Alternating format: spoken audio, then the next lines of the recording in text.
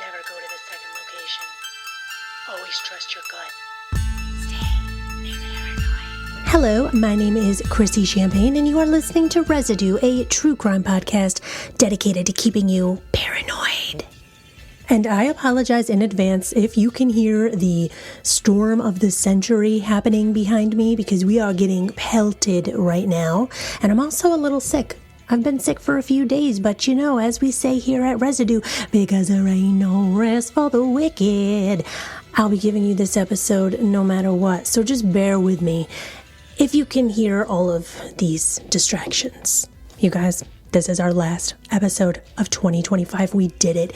This is 2 years straight of episode. We started on November 20th, 2023, and here we are today, episode 111. Today, we will be talking about Susan Wright, the blue-eyed butcher. And as you know, here at Residue, we talk about the truth behind your favorite films, and you know that I love a good made-for-TV movie, a good Lifetime movie. So get ready to hear the truth behind the blue-eyed butcher. Before we get started, you can find me on Instagram at Residue Podcast, Facebook at Residue, a true crime podcast, TikTok, where I have the most fun with all of you, at Residue, a true crime podcast. And don't forget, the best thing that you could possibly do for any podcaster, any indie podcaster that you love, is leave a 5-star review. I mean, reviews are fun for everybody, even if they're not indie, but I like to call myself the garage rock band of podcasting, because you know, here at Residue, it is a one-woman show. I do everything, and it feels fucking amazing when you guys leave a 5-star review and let me know what you're loving about Residue. Okay, Residues, let's do this. Our last show of the year. Happy New Year. Getting to be here with you this past few years has been absolutely just mind-blowing and amazing, and I would not have been able to do any of this if it wasn't for the support of all of you. And don't get me crying before I even start the episode. I love you all, my Residues. Thank you.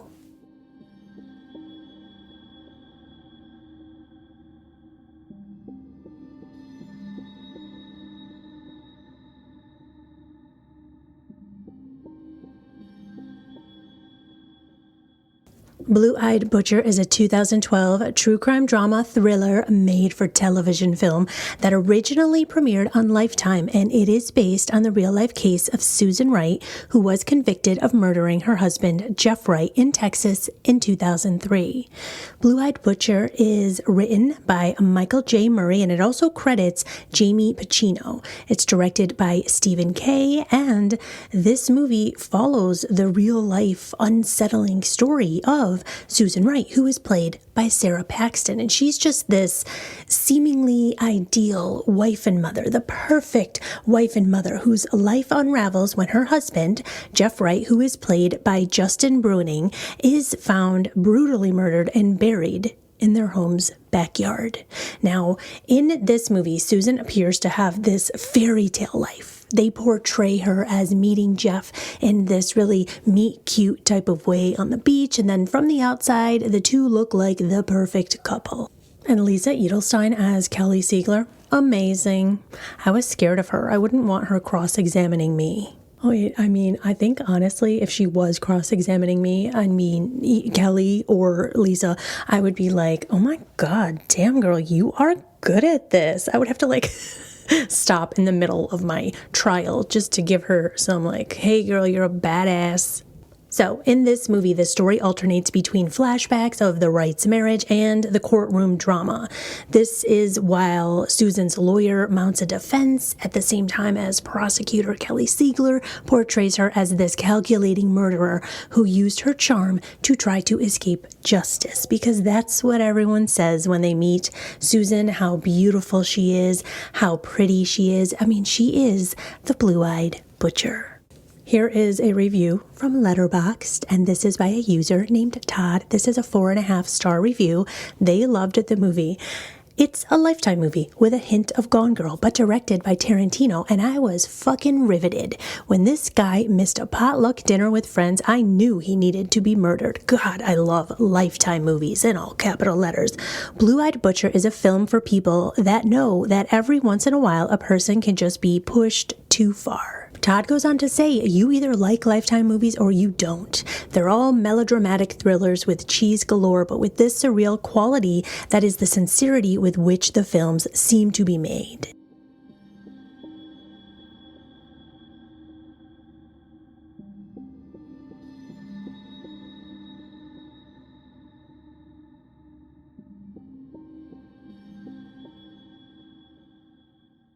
Appearances have a way of lying, and behind the front door of the Wright home, the story was far more complicated than anyone could imagine. Susan's marriage to Jeff Wright was not the fairy tale it appeared to be, and as the years passed, cracks formed beneath the surface. They were hidden from friends, family, and anyone who wasn't there when the doors were shut and the lights went out. Susan Lucille Wright was born April 24, 1976, and grew up in Texas. And compared to the notoriety she would later face as an adult, very little about her childhood stood out publicly. Friends and family described her as quiet, polite, reserved, and someone who did not seek attention and generally followed rules. In February of 2010, Skip Hollandsworth wrote an article for Texas Monthly titled 193, and I will be referencing this article quite often during this episode as it was my main source. Skip Hollandsworth actually visited Susan Wright in prison and conducted this interview. So in the film, Blue-Eyed Butcher, you will hear many references to how beautiful, how pretty Susan is, how she really, took care of herself. So I found it so interesting that Skip Hollandsworth mentions what Susan looked like when she came into the interview, because I always wonder what these high-profile inmates who really were on the front pages of newspapers because of their looks a lot of the time, how they would be able to get ready for an in-prison interview. I mean, we all saw that Lori Vallow interview. So he describes her as walking into the room. She was sort of shy, kind of put her head down a little bit. She was very sweet and soft when she said hello, and she was wearing this dark red CoverGirl lipstick. And he said that she kept this in a box in her cell, and this was just for special occasions. He also noted that she smelled wonderful, and that she told him she had some perfume because she was able to receive magazines, and she received these fashion magazines in the mail. So she would take the perfume samples and save them, and she would rub them on her neck and in her hair and all over herself whenever she had a guest or a visitor. Susan's older sister, Cindy, said that Susan had a lot of trouble standing up for herself, and there was an example of when she tried out for the drill team. Some of the other girls that were trying out were making fun of her, and Susan just cried. She didn't fight back. She just stood there and cried. She felt so defeated from this that she asked her parents if she could transfer to another school. So that's just an example of Susan's personality. Susan was raised in an upper middle class home with her sister Cindy and her brother Jim, and their mother was, and this is in Cindy's words, Susan's sister, the quintessential stay-at-home mom who baked meals from scratch. And their father was a mechanical engineer. And she also states that her father had quite the temper.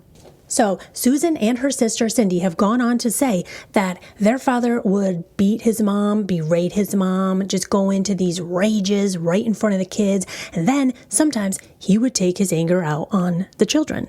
And Susan tells Skip Hollandsworth that we did our best to put a smile on and make everything look normal. When he got mad, we tried not to be seen. And I thought that's what happened in every house. If you had told me every husband didn't yell at his wife or make her feel like less than dirt, I wouldn't have believed you. So Susan thought that this is how it is. This is how life goes. You are the perfect wife, but sometimes your husband's going to lose his shit. In high school, Susan had this boyfriend. Now, this is her senior year. She just turned 18. She had this boyfriend that told her, maybe you should go work at a topless bar called the Gold Cup. And this was in North Houston. So she did it. And her sister and her mother couldn't believe it. They were just like, oh my God, shy Susan is going to go work at a strip club. Are you kidding me? And Susan thought that if she got this job, if she worked at this club, that maybe all of the attention from the men would make her feel better about herself because she wasn't feeling very attractive. I mean, that boyfriend of hers told her she wasn't. So this stuck in her head. And she thought, okay, this will help. So she goes to this club, she starts working. She only does it for about 2 months. And then she realizes she does not feel comfortable doing this. And the money is definitely not worth it to her. So she graduates high school, she attends a community college, she works at a hair salon, and in April of 1997, on a trip to Galveston, is when she meets her soon-to-be husband, Jeffrey Wright. So Susan meets Jeffrey at the beach. As I said, it's like a little meet cute.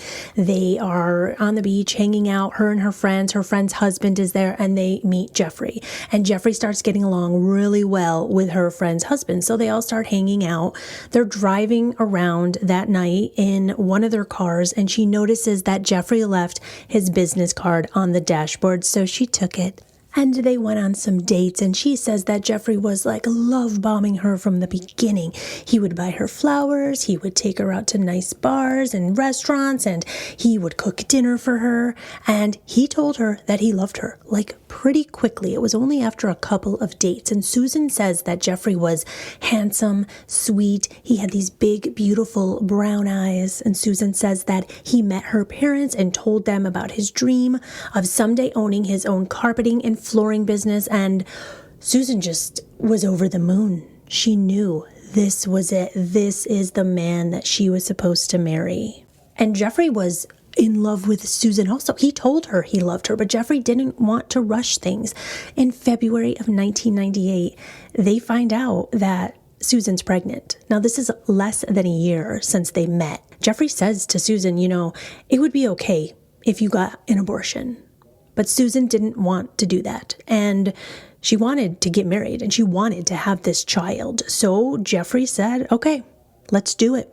Let's get married. So she found out she was pregnant February 1998, and then these two marry October 1998 in this really small, quick ceremony. 1 month after being married, their first child, Bradley, was born. And it was no fairy tale after the birth of her first son, because Susan says she was diagnosed with postpartum depression and her doctor wanted to put her on antidepressants, but Jeffrey said, hell no. He told her to suck it up and deal with it because this is just what women do. Women have been having babies and being mothers since the beginning of time. What the hell is wrong with you, Susan? He also liked to call her a fat ass. Now, this is all according to Susan. He would do the classic, you gained too much weight when you were pregnant. I want you to lose it all. He would get angry all of the time when she was acting depressed, and he just wanted her to be a stay-at-home mom. And Susan says he literally wanted her to stay at home. He didn't want her to go anywhere. But Jeffrey could go anywhere he wants, and Jeffrey went out a lot. There were times depicted in the made-for-television film where Jeffrey just loved to be at a strip club. I think this is the most times I have seen a strip club in a made-for-TV movie. He would stay out till all hours and never really help out at home. Susan never knew where he was, and she would ask him, where have you been all night? He said she didn't need to know. Susan also claimed that Jeffrey was a drug addict and he was constantly using cocaine. He was constantly drunk. She also said that she had no idea that Jeffrey pleaded guilty in 1996 to a felony drug possession charge and that he was placed on probation. She had no idea that happened to him. So this fairy tale marriage seems to be falling apart by 2002. They are married for 4 years. They have 2 kids now, and people still on the outside think that they are the perfect family. I mean, a lot of Susan's friends said that they would get recipes from her. She would tell them little tips on how to clean their home better. So they all just assumed that she loved this role as a wife and mother. But they didn't know that Susan wanted to get out. She wanted to learn, and she signs up for this course that she could take at night. So she tells Jeffrey she could go to campus at night, he could stay with the kids when he gets done with work, and he starts accusing her of cheating on him. And he's calling her a nasty whore because she wants to take a class at the campus. According to Susan, anything would set Jeffrey off. She never knew when he was going to lose his temper. And she said if she didn't have dinner ready on time, if he didn't like the dinner, if the house wasn't spotless, if the bills were too high, if a customer at work upset him, if he wasn't making enough money, everything seemed to be Susan's fault. And he would kick her, he would punch her, and this is in the chest and the stomach. He would kick her and punch her in the back of her legs, and she said it was always in places that people weren't going to see the bruises. Now, everyone always asks, why didn't Susan tell anyone? Why didn't she tell her family? And she says it was because she was embarrassed in the beginning. She felt like all of this was her fault, that she made a mistake. It's her fault that her marriage isn't working out because she wasn't the perfect wife. She wasn't the perfect mother. And this was why her husband was beating her, was abusing her. But Susan finally gets the courage to tell her sister what is going on. And her sister is like, no way, we are taking you out of that home. So Susan's sister and her brother-in-law, they show up to the home, they pack everything up in a U-Haul, and they take Susan and the kids to Susan's family's house. But Jeffrey, he finds out. He shows up at Susan's parents' home that very next morning, has his own van, says, get your shit back in this van because you are coming home. And she does. And I know what some people say, and I know that they brought this up a lot in the trial, but they always ask, why didn't you just leave? And at this point, she's already left, and she's home safe with her parents, with her sister. But that question is just so harmful and so wrong because that question places the blame on the victim instead of the person who's causing all of this harm. Like, why didn't you just leave? Well, why didn't he stop? And leaving an abusive relationship, a marriage, it's not just about walking away. It can involve financial dependence, fear of violence, fear of retaliation, especially from a man like this, children, custody concerns, there's isolation from friends, from family, there's emotional manipulation, there's trauma, and for many people, leaving is the most dangerous time in an abusive relationship. And abusers can escalate threats or violence when they feel like they're losing control. Like Susan says that when Jeffrey arrived at her parents' house, he was like, I'll kill you. Get your shit in the van or I'm going to kill you. So asking why someone didn't leave, this can dismiss the very real fear that they were protecting themselves from in the first place. Abuse is about power and control, and when someone is controlled, manipulated, threatened, their choices are not free. Asking why you didn't leave ignores that imbalance. Susan says by the fall of 2002, Jeffrey's behavior became even more erratic. He started doing things like urinating on his child's bed when he came home drunk from a night out at the strip club. He started buying air rifles. He had weapons in the home now. Susan even claims that on New Year's Day, 2003, he told her, "Happy fucking New Year, bitch. That will be your last." And on January 13th, 2003, Susan Wright had finally had enough. Her husband, Jeffrey, came home drunk that night. He said he was at boxing lessons, and he was pretty messed up on cocaine. And now this is all according to Susan. She said that he walked into the home and he started kind of fake boxing with their toddler. And he was going, come on, put him up. And he punched his toddler in the face. Now, it was sort of a jab, but this is a little kid. And their son, Bradley, falls backwards, falls onto the ground, and he starts kind of crying. And he's like, Daddy, I don't want to play anymore. I don't want to do this. And Jeffrey keeps calling him a wimp, a sissy. He's telling him to get back up and be a man. And as I'm saying all of this to you, I just want you to remember that Jeffrey is not here to tell us his side of the story. We are only getting Susan's side of the story, and I am just presenting this to you as I have read about it, as I have watched documentaries about it. Now, we don't know if this is what pushed Susan over the edge that night, her child getting the abuse that she has been receiving, but this is the night that Susan Wright kills her husband, Jeffrey. Numerous friends, co-workers, family members, they all testified for the prosecution during Susan's trial, and they all said the same thing, that Jeffrey was a very happy man, that he was the kind of friend that would do anything for you. He was a great guy, and they would say that he's a very proud father, he's church-going, he's stable, and okay, so we're getting that side of the story, but nobody really knows what goes on behind closed doors. I mean, you could say one of your friends from work is the greatest guy on earth, but when he goes home, we don't know what he does.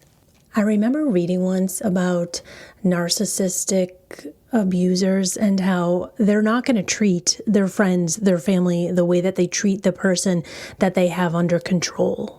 On the night of January 13th, 2003, after Jeffrey Wright arrived home, tried to box with his toddler Bradley, punching him in the face and knocking him down, Susan says this is when she snapped. She says that after this incident, Jeffrey was high on cocaine and he told her, let's go in the bedroom. And he ordered her to get into the bed. This is where Susan claims that Jeffrey raped her. And afterward, he left the bedroom, and he wasn't gone very long, but when he returned to the bedroom, he had a butcher knife in his hand. He was acting crazy and erratic, waving it over her head and yelling, "Die, bitch." Susan says that this is when she threw her hands up in the air and grabbed the knife away from him, and she started kicking him with her knee. He let go of the knife, and now she had the knife, and she said she first stabbed him in the neck, and then she kept stabbing because, in her words, I knew the second that I stopped, he was going to kill me. Susan is stabbing and stabbing and stabbing, and during this entire ordeal, they hear a knock on the door, and it is their child. Their little toddler, Bradley. He hears something. He's like, "Mommy, what is going on?" She leaves the room. And she leaves Jeffrey in that room to walk her child to his bedroom. Now she is covered in blood. Susan goes back into the bedroom, but she is convinced that Jeffrey is going to get back up. No matter how many times she stabbed him, he's going to get up and kill her. So she takes these neckties and she ties each arm and each leg to the corners of the bed. And now Jeffrey is completely tied up. And this is why a lot of people don't believe the self-defense because Jeffrey's tied up at this point, and Susan goes into their kitchen and grabs a different knife. And she comes back into the room with a brand new knife, and she says that she just had to make sure that he was dead. So she straddles him, and she just keeps stabbing. And in her words, she says, "And I was so scared because I didn't want to die. I started stabbing him again." She said that she made sure that she stabbed his penis. And that was for, quote, "all of the times that he made me have sex and I didn't want to." Now, they do say in the autopsy report that the stab wound to the penis was a very superficial wound. It was more like a scratch. The rest of his body, 193 stab wounds. 193. Now, I want you just to sit there and try to count to 193. 1, 2, 3, 4, 5, 6, 7. It's absolutely insane how many stab wounds there were. She hit his eyes. She hit every part of his body except his back. Now, this is because he was tied up. There were 2 wounds on his back out of 193. And the defense uses this as, quote, overkill. This was overkill. And she is a battered woman. So this is their defense, that she was so angry from all of these years of abuse that she just lost it. She went crazy. Susan Wright stabbed her husband, Jeffrey Wright, to death on January 13th, 2003, and then she was just delusional. She says that she believed Jeff was still alive. She needed to get rid of his body, but she was afraid that he was going to get up and he was going to still try to come at her. She ends up burying Jeff's body in the backyard in this little gravel dirt pile. It almost looks like it was meant to be a garden at some point. And it's a very shallow hole that she puts Jeff into.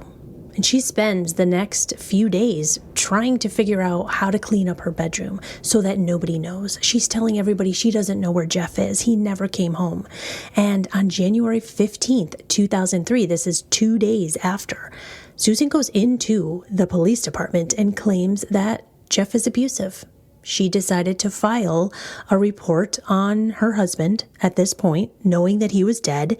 She tells the police that he always gets mad, he always gets upset. She said that he needed help for substance abuse. And the police are like, okay, this is a victim of domestic abuse. And they immediately issue a warrant for Jeff Wright's arrest, having no idea that he's dead. So police search for Jeff. But friends and family are getting really anxious because they know that something is wrong. They know that this isn't like Jeff. His parents said that their wedding anniversary passed and Jeff never called them. They also say that they drove by the house and Jeff's truck is in the driveway. So where the hell is their son? So 3 days after Susan went to the police department and filed this report on her husband, an attorney named Neil Davis shows up at this same police station and tells them, listen, I have a new client and I need to tell you where you can find Jeffrey Wright's body. Susan and her family hired attorney Neil Davis. Now he shows up to Susan's home to figure out what the hell's going on here, and she shows him where she buried her husband. And he sees her bedroom. Now, he says when you walked into that bedroom that the smell of bleach was everywhere. The carpets were ripped up. The box spring was gone. The mattress was gone. And the walls above the bed had fresh paint on them. Susan's lawyer, Neil Davis, he immediately puts her into a psych ward. While she is there, the prosecutor, Kelly Siegler, needs to question her. She needs a statement from Susan, but she keeps being told over and over, she can't give a statement right now. She's in a psych ward and she'll be out soon. But Kelly Siegler, the prosecutor, she does not want to wait. So on January 23rd, 2003, they charge Susan. She only spent 1 weekend in jail and she made bond over the weekend. So she is now released back to her home. And the thing is that Susan never denied that she stabbed her husband to death because she is going to claim self-defense. Susan Wright's murder trial began on February 24th, 2004, and she had already pleaded not guilty to killing her husband by reason of self-defense. And this is when Assistant District Attorney Kelly Siegler depicts Susan Wright as this manipulative, seductive, scheming wife who seduced her husband into bed, tied him up, stabbed him 193 times, and then buried his body in the backyard. But why? Well, the prosecution says that Susan Wright was hoping to collect a $200,000 life insurance policy on her husband, Jeffrey. Now, Prosecutor Siegler is going to say that Susan did all of this, led her husband into the bedroom to experience some kind of sexual gameplay, and that Susan tied him up and told him, we're going to have some fun tonight. They also found candle wax on Jeffrey's body. So Prosecutor Siegler says this candle wax was there because Susan probably lit a candle, dumped all the candle wax all over her husband's chest, and said, let's have some fun tonight.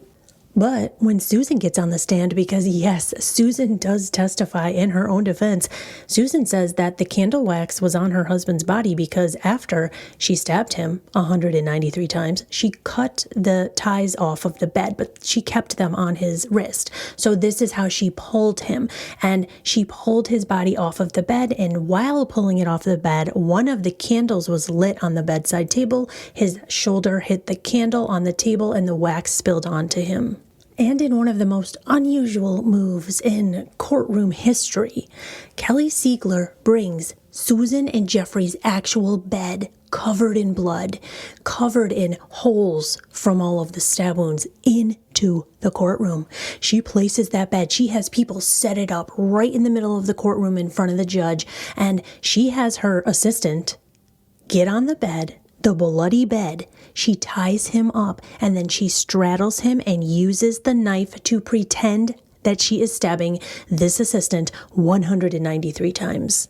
Kelly Siegler used one of the actual knives that Susan Wright used to kill her husband. She used the actual blood-stained mattress And this is just a tiny thing that this part of the case is fascinating to me, but also that her co-counsel didn't participate in this courtroom reenactment because this guy's girlfriend said she didn't want Kelly Siegler straddling him and like writhing all over him in the middle of the courtroom. So she used a different assistant. I'm not gonna lie, I probably would say the same thing. I'd be like, babe, I don't want you like laying on a bloody bed while your really hot boss straddles you. Please don't do that.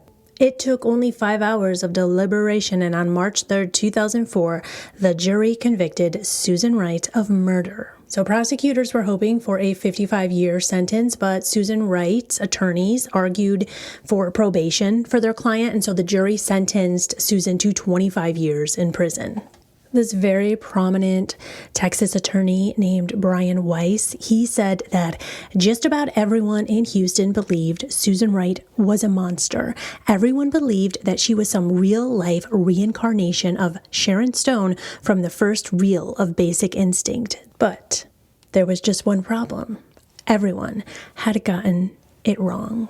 So this attorney, Brian Weiss, he starts filing a series of appeals for Susan Wright, and he was working pro bono because he felt that she did not receive a fair trial. And his argument was that this whole spectacle with bringing the mattress in, the blood-soaked mattress and all the stabbing was, quote, made for TV nonsense.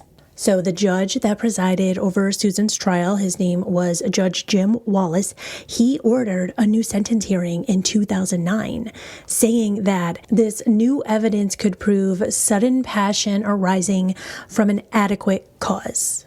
And this time there were new witnesses, such as a woman named Misty McMichael. Misty claims that she worked at a gentleman's club where she met Jeffrey Wright, and she said that he was a, quote, big-time spender, and they began dating. Now, this was before he met Susan. This was long before. She said they were dating, and soon they were engaged. Now, Missy claims the same things that Susan said. She said that he love-bombed her at first. He was very charming, but he became very abusive. He even threw her down a spiral staircase one night, and he especially became abusive when he was drinking. And there was proof of this because Misty did file police reports and Jeffrey was charged, but Misty dropped the charges because she was frightened. She was afraid of Jeffrey because he was so violent. November 20th, 2010, Susan Wright's sentence is reduced by 5 years. So she's now sentenced to 20 years. She was first eligible for parole in February of 2014. She was 38 years old, and her first parole hearing was June 12th, 2014. She was denied. But then again, on July 24th, 2017, she was also denied. But Susan Wright was approved for parole on July 2nd, 2020. So Susan Wright is a free woman as of today. When she was released, Susan was required to adhere to strict parole conditions, and these were going to stay in effect until February 2024. These conditions included she had to attend anger control counseling, she had to maintain a job, she had to remain within Texas state limits, and wear a GPS monitor as part of a super intensive supervision. Susan Wright's 2 children were adopted by their paternal uncle's family following the murder of Jeffrey Wright. In 2010, Skip Hollandsworth asked Kelly Siegler if she truly believed that Susan Wright stabbed her husband 193 times, and if she truly believed that this was because of a $200,000 life insurance policy, and Kelly Siegler replied, "Oh, I don't think anyone will ever figure out Susan Wright's entire motive or understand the depth of her anger." Let me know what you guys think. Leave me some comments on Spotify. Thank you all for another year of Residue. The best Crew anyone could ever ask for. I love you guys so much, and I hope you have a safe, happy new year. And don't forget, stay safe and stay paranoid. Stay paranoid. I'll see you next year.